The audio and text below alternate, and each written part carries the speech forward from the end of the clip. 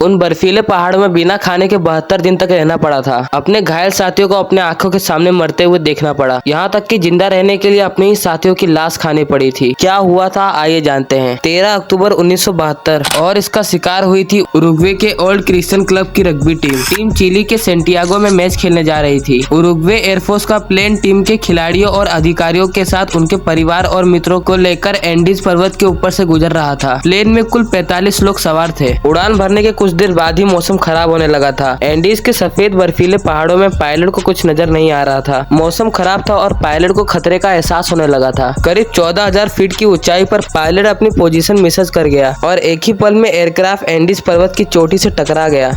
जो एयरक्राफ्ट कुछ देर पहले हवा में बातें कर रहा था वो इन बर्फीले पहाड़ों में कहीं खो गया, जिसमें 18 लोग की मौत हो गई। बाकी 27 लोग जैसे तैसे बच गए। लेकिन एंडीज की कपकपा देने वाली बर्फ के बीच जिंदगी उनके लिए मौत से भी बदतर साबित हो रही थी। न खाने के लिए कुछ दूर दूर तक सिर्फ बर्फ ही बर्फ। हादसे की जानकारी मिलते ही उरुग्वे की सरकार ने रेस्क्यू ऑपरेशन शुरू किया, लेकिन प्लेन का रंग सफेद होने की वजह से ढके सफेद एंडीज पर्वत पे उसे ढूंढना यानी घास के ढेर में सुई ढूंढने के बराबर था। लगातार 10 दिनों तक असफलता हाथ लगने पर 11वें दिन रेस्क्यू ऑपरेशन बंद कर दिया गया, क्योंकि सबका मानना था कि एंडीज के मौसम में बिना खाना पानी के इतने दिन जिंदा रहना मुमकिन नहीं है। उधर बचे हुए 27 लोग में से कुछ लोग और मर गए। बाकी बचे लोगों ने अपने खाने को छोटे छोटे हिस्से में बांट लिया ताकि वो ज्यादा दिन तक चल सके। पानी की कमी को दूर करने के लिए उन्होंने प्लेन में से एक ऐसे मेंटल के टुकड़े को निकाला जो धूप में बहुत ज्यादा गर्म होता हो। फिर उस पर बर्फ रखकर उसे पिघलाकर उस पानी को इकट्ठा करने लगे। इससे पानी की समस्या तो बिल्कुल हल हो गई, पर कुछ दिनों में खाना खत्म हो गया। अंत में जब कोई रास्ता नहीं दिखा तो इन लोगों ने अपने साथियों की लाश को टुकड़े कर खाना शुरू कर दिया। सिर्फ 16 लोग ही अब जिंदा बचे थे। हादसे के 60 दिन बीत चुके थे।